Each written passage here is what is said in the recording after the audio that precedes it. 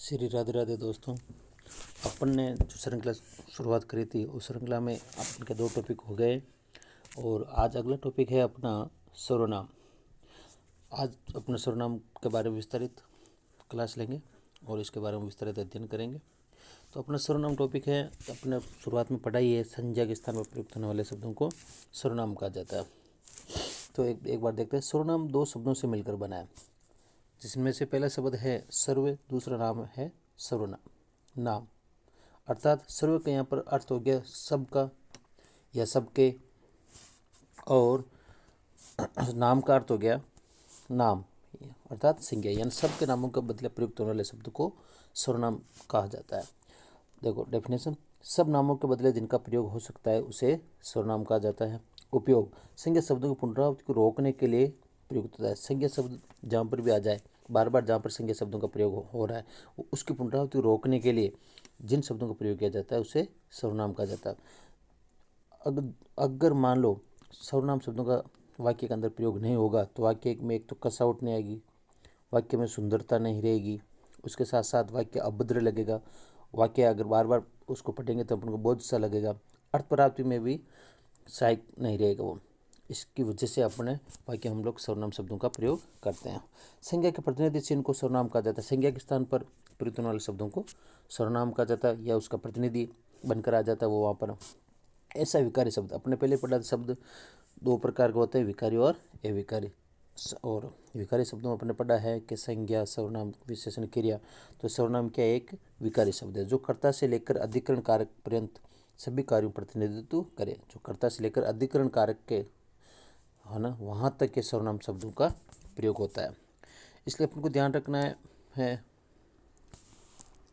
सर्वनाम शब्दों में संबोधन नहीं होता। ये विशेष तौर से आपको ध्यान रखना, सर्वनाम शब्दों में संबोधन का प्रयोग नहीं होता।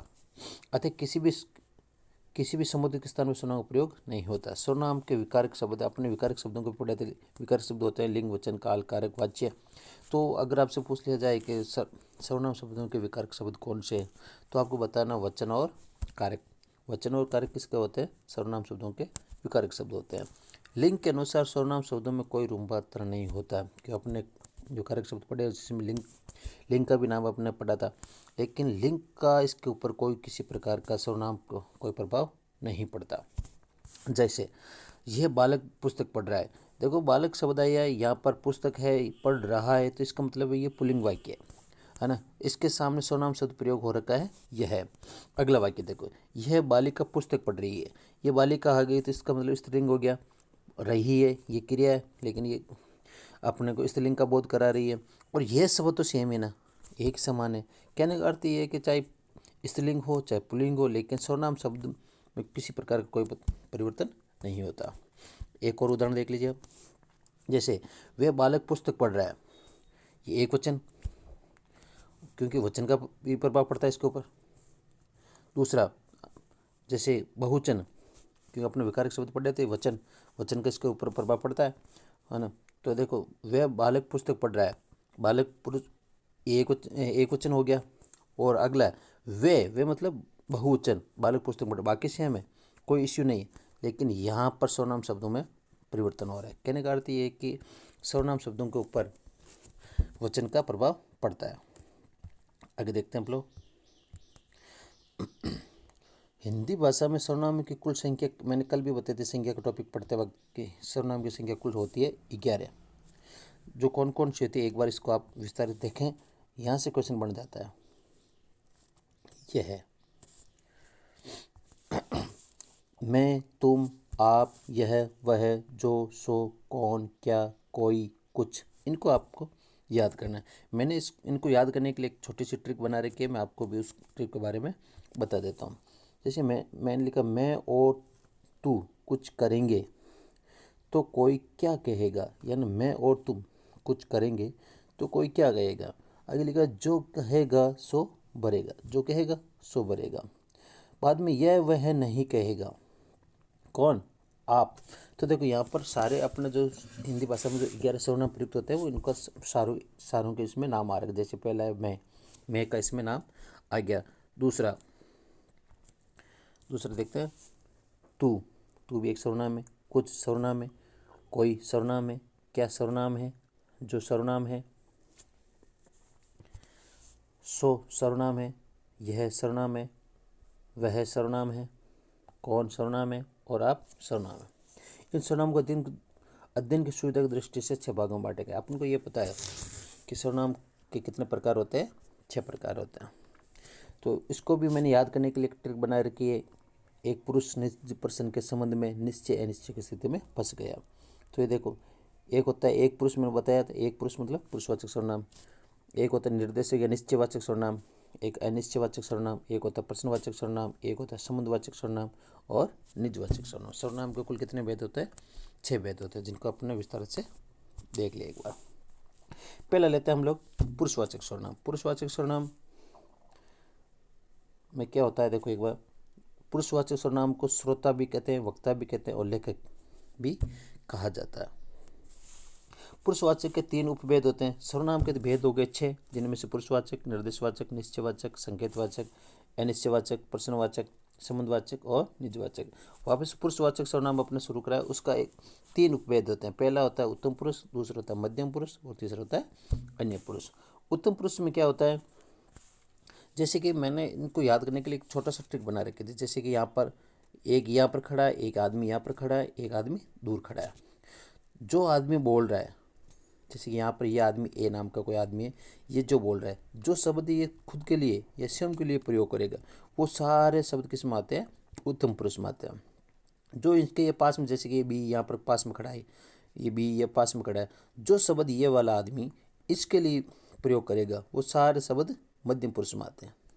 ये ध्यान रखना। और तीसरा, ये दूर खड़ा व्यक्ति है, और जो शब्द यह आदमी इसके लिए प्रयोग करेगा, इसका अर्थ यह है कि जो भी शब्द प्रयोग करेगा ना, वो किस में आएगा? अन्य पुरुष में आएगा। तो उत्तम पुरुष को मैंने कहा था, जो शब्द खुद के लिए प्रयोग करता है, ये लेखक जो बोलता है उसके लिए। और मध्य पुरुष जो उसके पास में जो खड़ा है आदमी, जो सुनता है। और अन्य पुरुष अन्य कल्पित श्रेष्ठी यार दूर खड़ा व्यक्ति है। जैसे इनमें मूल सर्वनाम होते हैं, जैसे उत्तम पुरुष में मूल सर्वनाम होते हैं मैं और हम, क्योंकि बाकी तो इनके विस्तारित रूप होते हैं, और मैं तो 2 ही होते हैं, मैं और हम। और मध्यम पुरुष में होता है तू और तुम, क्योंकि पास खड़े व्यक्ति के लिए तुम और तुम प्रयोग किया जाता है, और बाकी इनके विस्तारित रूप। और जो दूर खड़ा व्यक्ति है उसके लिए यह वह या इस तरह से समझाया जाता है, तो वो उनके लिए प्रयोग होता है। अब देखो मैंने लिख भी रखा है, उत्तम पुरुष में क्या होता है? जो बात करता है, या ना जो बात करता है उससे क्या कहते हैं? उत्तम पुरुष। मैंने यहाँ पर एक उदाहरण देकर आपको समझाया, जो ए नामक व्यक्ति जो खुद के लिए या खुद बोल रहा है या खुद के लिए जिन शब्दों का वो प्रयोग करता है, वह उत्तम पुरुष होता है। मध्य पुरुष जिससे बात की जाती है, मैंने बताया जो बी नामक व्यक्ति ए नामक व्यक्ति के पास में खड़ा है, उसके लिए जिससे जिन शब्दों का प्रयोग किया जाता है वो मध्यम पुरुष होता है। अन्य जिसके बारे में बात की जाए, यानी जो दूर खड़ा व्यक्ति होता है, उसके लिए वो शब्द प्रयोग होते हैं। आगे, मैं सर्वनाम की कार्य के रूप रचना। मैं सर्वनाम होता है, अपना पढ़ा था अपने पहले ही, सर्वनाम में सर्वनाम होता है, वो अगर कर्ता कारक में आता है तो उसके मैं के विस्तारित रूप होते हैं कर्ता कारक में मैं और मैंने। और क्रम में होता है मैं का विस्तारित होता है मुझे, तो क्रम में मुझे और मुझको। करण में होता है मेरे द्वारा या मुझसे, क्योंकि कार्य के चिन्ह भी इनके साथ साथ में लगे हुए हैं। संप्रदाय में होता है मैं का मेरे लिए। अपदान में होता है मुझसे। संबंध कारक में होता है मेरा मेरी मेरे। और अधिकरण में होता है मुझ में और मुझ पर। ये होता है, इनके साथ में उपयोग होता है। अब बहुवचन किस प्रकार प्रयोग होता है? बहुवचन में मैं का बन जाता है हम, तो कर्ता कारक अगर हो तो हम का हो जाता है, इनका विस्तारित हम और हमने। क्रम में होता है हम और हमको। करण में होता है हमसे हमारे द्वारा। संप्रदान में होता है हमारे लिए। अपदान में होता है हमसे। संबंध कारक में होता है हमारा या हमारी। अधिकरण होता है हमें या हम पर। हमारे को नहीं लिखना, ये गलत होता है। हमारे से गलत होता है। हमारे से या हमारे को, ये भी गलत होता है। वाक्य में प्रयोग करते समय मैं के साथ मेरा मेरी या मेरे का प्रयोग नहीं होता। ये विस्तार से अंडरलाइन कर लो, इसको विशेष तौर से ध्यान रखना है। मैं के साथ में कभी मेरा मेरी का प्रयोग नहीं होता। और हम के साथ में किनका प्रयोग नहीं होता? हम के साथ में या हमारा हमारे हमारे इनका प्रयोग नहीं होता। इसको ध्यान रखना है, ये इनको विस्तार याद करना है। और तुम के साथ में तुम्हारा तुम्हारी, ये इनका प्रयोग नहीं होता। और ये अगर तू के साथ में तेरा, तेरे, तेरे इनका प्रयोग नहीं होता, आपके साथ में इनका प्रयोग नहीं होता, आपका, आपके इनका प्रयोग नहीं होता। और इन सभी के साथ लिंग के अनुसार अपना अपने अपने का प्रयोग करना चाहिए। इन सभी जैसे कि प्रयोग हो जाए मैं, हम या तुम, आपको, तो इनके साथ में किनका प्रयोग होता है, लिंग के अनुसार अपना प्रयोग का प्रयोग कर सकते हैं। जैसे एग्जाम्पल, मैं मेरा काम कर लूँगा, तो ये तो हो जाता गलत, क्योंकि आपने पहले कहा था मैं के साथ में मेरा मेरी प्रयोग नहीं होता, तो होता मैं अपना कार्य कर लूँगा, लिंग के अनुसार चेंज हो रहा है यहाँ पर। दूसरा, तू तेरा काम कर, तो मैंने कहा था पहले भी तू के साथ में तुम्हारा, तुम्हारी, तुम्हारे काम प्रयोग नहीं होता, तो होता तू अपना काम कर। अगला तीसरा, आप आपकी पुस्तक पढ़ो, आपके साथ में आपकी नहीं आता, आप अपनी पुस्तक पढ़ें। चौथा उदाहरण, हम हमारा कार्य कर लेंगे, तो हम के साथ में हमारा, हमारी नहीं आता, हम के साथ में अपना आएगा, इसलिए आपको ये ध्यान रखना है। मध्यम पुरुष, मध्यम पुरुष को अपने पहले बताया था, मध्यम पुरुष में क्या होता है, जिससे बात की जाती है, यानी जो पास में खड़ा हुआ व्यक्ति होता है, बी नामक, उससे जिससे बात करते हैं, जिन शब्दों का प्रयोग किया जाता है, वो सारे शब्द मध्यम पुरुष में आते हैं। पुरुष में प्रधानता अप्रधानता की दृष्टि से उत्तम पुरुष एवं मध्य पुरुष प्रधान है। अगर आपसे पूछ लिया जाए पुरुषवाचक सर्वनाम में प्रधानता की दृष्टि से तो कौन सा सर्वनाम प्रधान है, तो आपको बताना उत्तम पुरुष एवं मध्य पुरुष प्रधान है, तथा अन्य पुरुष अप्रधान व गौण है। मूल मध्यम पुरुष सर्वनाम है तू, क्योंकि पास में खड़े व्यक्ति के लिए कौन सा प्रयोग होता है, तू। तू का प्रयोग सामीप्य और अनौपचारिक, यानी तू का प्रयोग कहाँ पर होता है, समीपता को दिखाने के लिए, अनौपचारिक रूप से। आधुनिक हिंदी में अगर तू का शब्द कहीं पर हम लोग प्रयोग करते हैं तो वह अशिष्टता का प्रतीक माना जाता है, यानी किसी को आप तू, तो कहते हैं कि वो थोड़ा सा शब्द, ये अगर आदर की दृष्टि देखा जाए तो तू शब्द थोड़ा अशिष्ट है। अब तू के स्थान पर किसका प्रयोग होने लगे, तुम का या आपका प्रयोग करने लगे। अपने पहले पढ़ा था उत्तम पुरुष के कार्य के रूपांतरण, अब पढ़ देख रहे हैं मध्यम पुरुष के कार्य के रूपांतरण चिन्ह। जैसे कर्ता, क्योंकि मैन तो मूल सर्वनाम कौन सा था, तू होता है, तो कर्ता में तू का क्या होता है, इसका विस्तार तू और तूने। कर्म में तुझे, करण में तुझसे, संप्रदान में तेरे लिए, अपदान में तुझसे, संबंध में तेरा तेरी, अधिकरण में तुझ में, या इनका विस्तारित रूप क्या होता है, तुम, तुमने, तुझे, तुमको, तुमसे, तुम्हारे द्वारा, तुम्हारे लिए, तुम्हारे, तुम पर। अगला था अन्य पुरुष। देखो अन्य पुरुष में क्या होता है, एक बार देखें। वक्ता, लेखक, श्रोता, पाठक को छोड़कर संपूर्ण सृष्टि अन्य को सम्मिलित करें, यानी जो बोलने वाला और सुनने वाला, उनको छोड़कर संपूर्ण सृष्टि, यानी दूर खड़े व्यक्ति को अपना वो बताया था, या और किसी के लिए शब्द प्रयोग करें, जरूरी नहीं है कि दूर खड़े व्यक्ति के लिए प्रयोग किया जाता है, और किसी के लिए भी हो सकता है। इस वस्तु जगत को प्रकट करने के लिए वह सर्वनाम का प्रयोग होता है। अन्य सब इसी वह सर्वनाम का रूपांतरण है। अन्य पुरुष में 5 सर्वनाम का प्रयोग किया जाता है, कौन कौन से, इसे आप विशेष तौर से याद रखें। अन्य पुरुष में होता है ये वाला ही याद रखना है आपको, कौन कौन से, यह, वह, ये वो और आप, इनको याद रखना है। गौण रूप से यह सर्वनाम को भी अन्य पुरुष में स्वीकार कर लिया जाता है, गौण रूप से स्वीकार किया जाता है, ये ध्यान रखना आपको। आगे अन्य पुरुष का कार्य रूपांतरण, यह का इस होता है और वे का उस होता है। समीपवर्ती के लिए तो यह और इस, और दूरवर्ती के लिए वह और उस। यह समीप, अगर समीपता किसी को दिखानी है तो किसका प्रयोग करेंगे, यह और इसका, और अगर कोई दूर वस्तु रखी है उसको बताने के लिए हम लोग वह और उसका स्थान का प्रयोग करेंगे, यह स्थान के आधार पर। जैसे कि नज़दीक कोई है तो उसके लिए हम लोग बोलेंगे यह जा रहा है, अगर कोई दूर है तो वह जा रहा है। एक वचन के लिए प्रयोग होता है, और यह बहुवचन, वह तो बहुवचन के लिए भी आ जाता है। ये देखो, ये सारे किसके लिए होता है, बहुवचन के लिए प्रयुक्त होते हैं, और ये सारे शब्द एक वचन के लिए प्रयोग होता है। इनका है कार्य के रूपांतरण। कर्ता में यह होता है इससे और इसने, और कर्म में होता है इससे और इसको, करण में होता है इसके द्वारा और इससे, संप्रदान में होता है इसके लिए, अपदान में होता है इससे, संबंध कारक में होता है इसका इसकी, अधिकरण होता है इस पर। ठीक है, ये तो सारे हैं एक वचन के लिए, और अगला है बहुवचन के लिए। अगर बहुवचन है तो कर्ता कारक में यहाँ पर प्रयोग हो जाएगा इन्हें, इन्होंने, और कर्म में होता है इन्हें, इनको, और करण में हो जाएगा इनके द्वारा, इनसे, संप्रदान में हो जाएगा इनके लिए, और अपदान में हो जाएगा इनसे, और संबंध कारक में हो जाएगा इनका, इनकी, और अधिकरण हो जाए इनमें, इन पर। प्रश्न, जैसे मैंने एक प्रश्न लिख रखा है, अब प्रश्न देखो।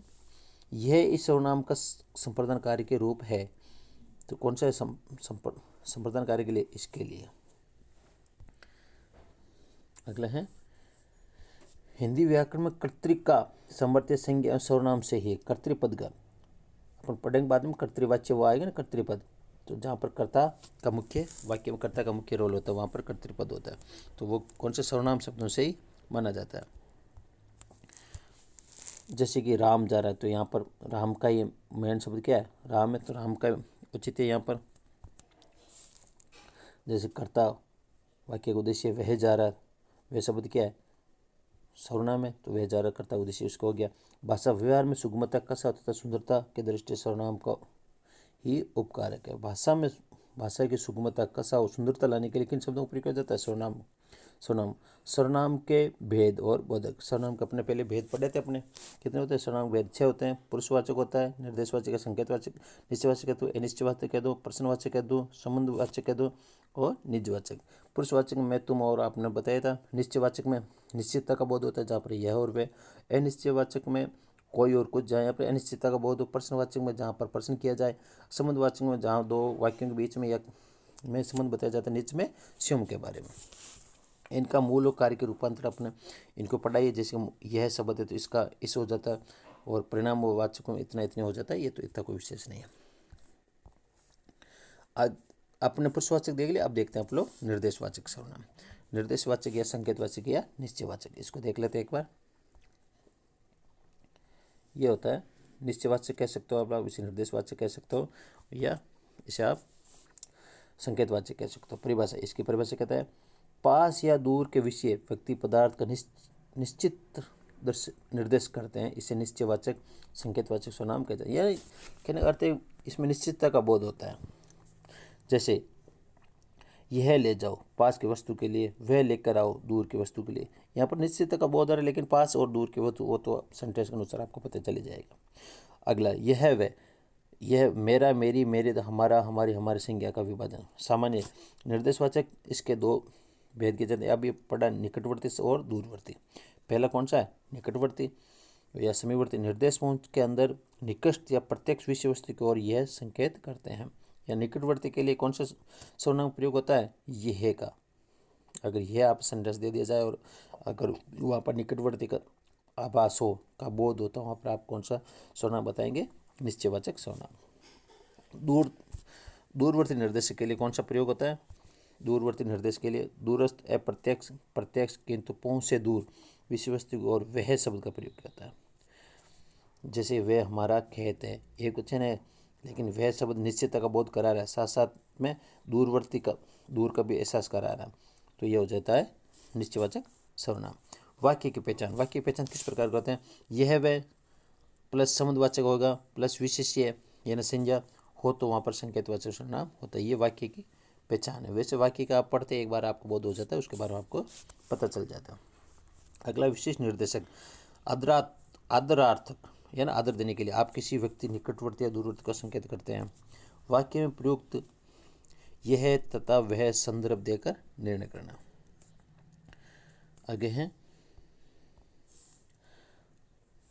जैसे वह लड़का आ रहा है, तो सार्वनामिक विशेषण, क्योंकि सर्वनाम शब्द की आगे आ जाएगा, विशेषण में आए करना चाहिए। वाक्य में प्रयुक्त यह अथवा वह किस सर्वनाम उदाहरण है? जैसे यह था आजकल यह कुछ खाता पीता नहीं है, यह पर रेखांकित कर रखा है, तो ये किसके लिए? आजकल यह खाता पीता कुछ नहीं है, तो ये अनुपुरुषवाचक हो गया।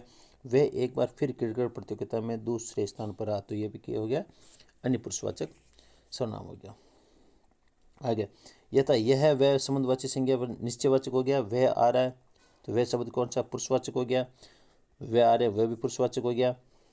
वह मेरा घर है, तो देखो यहाँ पर निश्चितता का बोध आ रहा है, ये मेरा शब्द, और इससे क्या होता है? निश्चितता का बोध। वे मेरी पुस्तक है, यहाँ पर किसका? निश्चितता का बोध आ रहा है, इसकी वजह से कौन सा सर्वनाम हो गया? यहाँ पर निश्चयवाचक सर्वनाम हो गया। ये विलायती चूहा है, तो चूहा तो है, लेकिन कौन सा है? विलायती चूहा। तो यहाँ पर निश्चितता का बोध हो रहा है, जहाँ पर निश्चितता का बोध होता है वहाँ पर कौन सा सर्वनाम होता है? निश्चयवाचक सर्वनाम होता है। अगला है अनिश्चयवाचक सर्वनाम। अनिश्चयवाचक, जहाँ पर निश्चितता का बोध ना हो। पहले तो उसमें अपने जो देखा था वहाँ पर निश्चय का बोध हो रहा था, यहाँ पर अनिश्चयता का बोध होता है। तो दो मूल सर्वनाम होते हैं, कोई और कुछ, इनके बाद में विस्तारित हो जाते हैं। आगे देखो, कभी कभी सर्वनाम शब्द किसी व्यक्ति या वस्तु की ओर संकेत तो करते हैं, परंतु निश्चय पूर्वक ये बताना कठिन हो जाता है। किसी व्यक्ति या पदार्थ या वस्तु की ओर संकेत तो करते हैं, लेकिन वो निश्चितता का भाव नहीं रहता कि ये वस्तु या व्यक्ति निश्चित रूप से यही संकेत ही है। अर्थात जब किसी व्यक्ति या वस्तु के बारे में ऐसी अनिश्चयपूर्ण स्थिति होती है, तो उस वस्तु या व्यक्ति के लिए जिन सर्वनाम शब्दों का प्रयोग किया जाता है वह अनिश्चयवाची सर्वनाम कहा जाता है। यथा कोई सजीव के लिए प्रयुक्त होता है, और मूलतः दो ही सर्वनाम होते हैं, कोई और कुछ। कोई शब्द होता है वो सजीव के लिए प्रयुक्त होता है, और कुछ होता है निर्जीव के लिए या छोटे जीव के लिए या सूक्ष्म पदार्थों के लिए। किसका प्रयोग होता है? कुछ के लिए। यथा जैसे कोई आ रहा है, यहाँ पर सजीवता का बोध हो रहा है। कोई आ रहा है मतलब सजीवता का बोध हो रहा है, यानी आने वाले कोई जीवदार, परंतु निश्चित नहीं है कि कौन आ रहा है। आने वाले है तो कोई सजीव है, लेकिन कौन आ रहा है इसके बारे में हमें वाक्य के अनुसार हमें पता नहीं पड़ रहा है। इसका मतलब है कि यहाँ पर कौन सा सर्वनाम हो गया? अनिश्चयवाचक सर्वनाम हो गया। दाल में कुछ काला है, यहाँ पर कुछ शब्द है किसके लिए? निर्जीव के लिए प्रयुक्त होता है। जो काला है वो छोटा जीव या कंकड़ इत्यादि हो सकता है, परंतु ये निश्चय नहीं है। अपन को ये ध्यान रखना है, अनिश्चय सर्वनाम में कौन सा होते हैं? कोई और कुछ। कोई का प्रयोग इस तरह, उदाहरण के लिए कोई का प्रयोग दोनों वचनों के समान रूप से होता है, जैसे कोई आ रहा है या कोई आ रहे हैं। यहाँ पर कोई शब्द में वचन का किसी प्रकार कोई प्रभाव नहीं पड़ता। जैसे कोई आ रहा है, इसका मतलब कि एक वचन का बोध हो रहा है। कोई आ रहे हैं मतलब बहुवचन का बोध हो रहा है, लेकिन कोई शब्द में किसी प्रकार का कोई परिवर्तन नहीं हो रहा है। आगे, किसी ज्ञात पुरुष अथवा जंतु, शूद्र जंतु को छोड़ कोई का प्रयोग होता है। कमरे में कोई हंस रहा है, हंसने वाला पुरुष है, परंतु निश्चय नहीं कि कौन हंस रहा है। ये तो पता चल गया कि हंसने वाला जो हंस रहा है वो तो पुरुष है, लेकिन ये पता नहीं पड़ रहा है कि पुरुष अपन कौन सा पुरुष है। छत पर कोई बोल रहा है, बोलने वाला तो कोई पुरुष ही हो सकता है, अथवा कोई जंतु या पक्षी इत्यादि भी हो सकता है, परंतु ये भी निश्चित नहीं है। किसी ज्ञात पुरुष को छोड़कर उससे अज्ञात पुरुष के लिए भी कोई का प्रयोग किया जाता है। यानी जिसको जान पहचान है उसके लिए तो हम लोग, अगर मान लो उसका बारे में पता नहीं था तो हम लोग कोई का प्रयोग कर ही सकते हैं। साथ साथ में अगर कोई अनजान है उसके लिए भी कोई शब्द का प्रयोग किया जा सकता है। उसके सिवाय इस बात को कोई दूसरा नहीं जानता। ये तो एग्जाम्पल हो गया निषेधवाचक। वाक्य में कोई का अर्थ बहुदस शब्द में होता है। धनवान होने से कोई बड़ा नहीं हो सकता।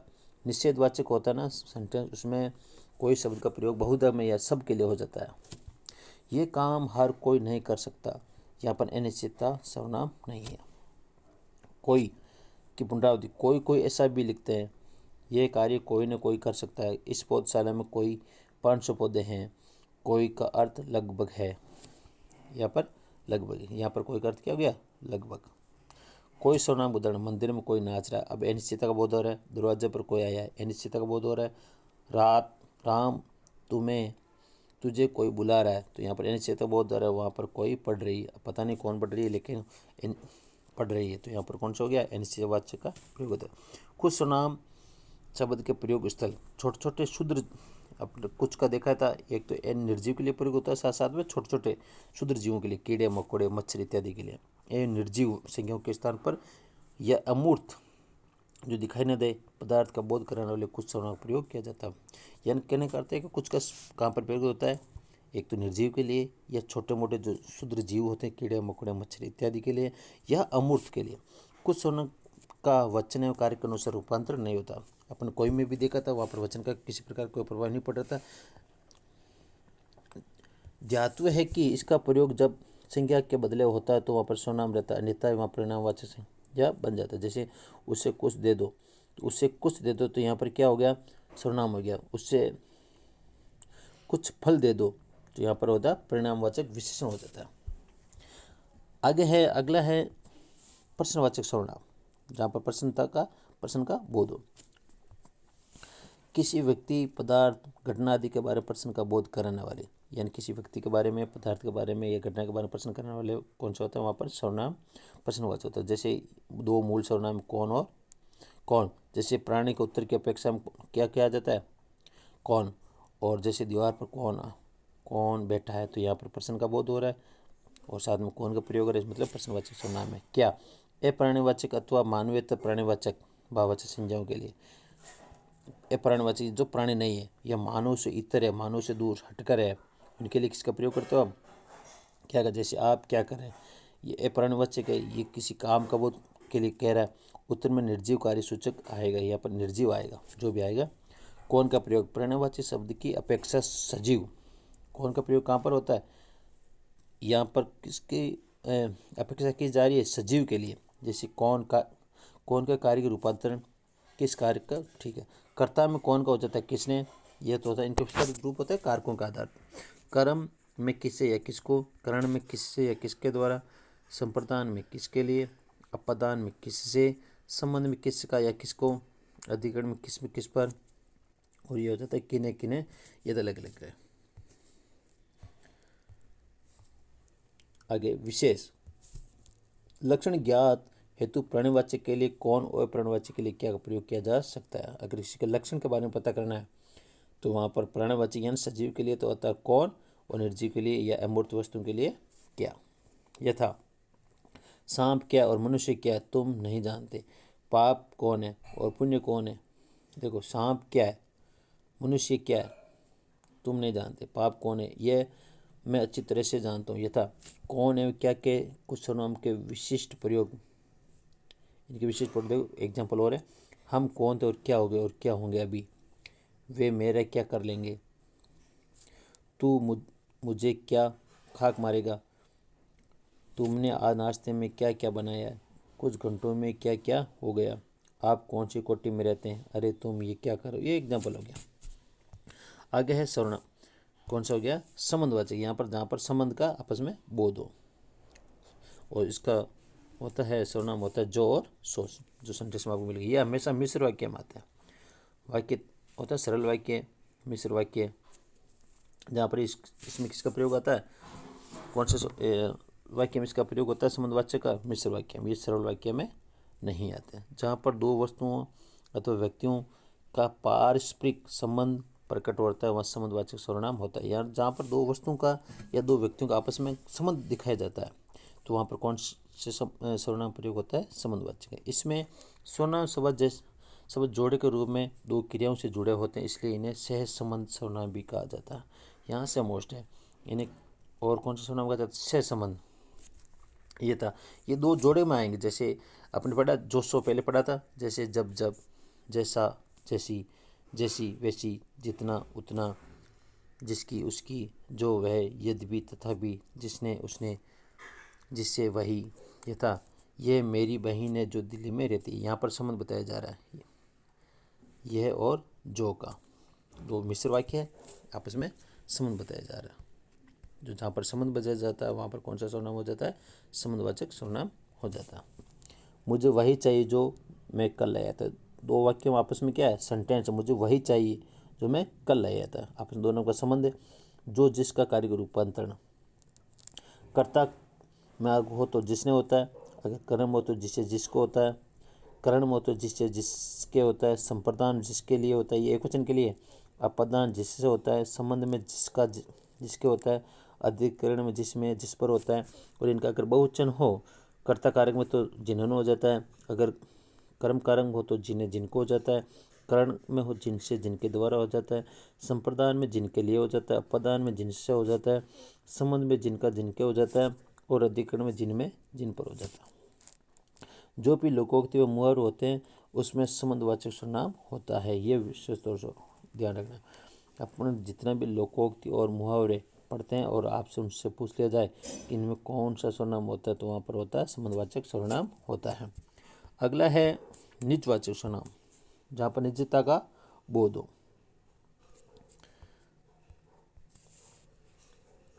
इसमें होता है कौन कौन सर्वनाम होते हैं, आप, स्वयं, खुद, खुद एवं खुदो खुद। ये निजवाचक आपका प्रयोग सभी में कर्ता के स्थान पर नहीं हो सकता। आपके निजवाचक रूप क्या हो जाता है, इनके विस्तार अपना, अपने, अपनी। जबकि पुरुषवाचक में आपका, आपकी, आपके। उदाहरण, मैं आप चला जाऊंगा, प्रेरणा स्वयं से, किसी अन्य से प्रेरित नहीं। मैं अपना काम कर लूँगा, मैं खुदो खुद चला जाऊंगा। रेखा ने अपनी साड़ी पहन रखी, उन्होंने अपना घर बेच दिया, मैं आपको अपना मानता हूँ। यहाँ पर निश्चितता का बोध होता है, यानी कार्य स्वयं करने की भाव। वाक्य में कार्य ना स्वयं करने का भाव रहता है। यानी वो ये हो जाती है आज अपनी क्लास ख़त्म। अगर आपको अच्छी लगी तो इसको लाइक एंड सब्सक्राइब करें। धन्यवाद।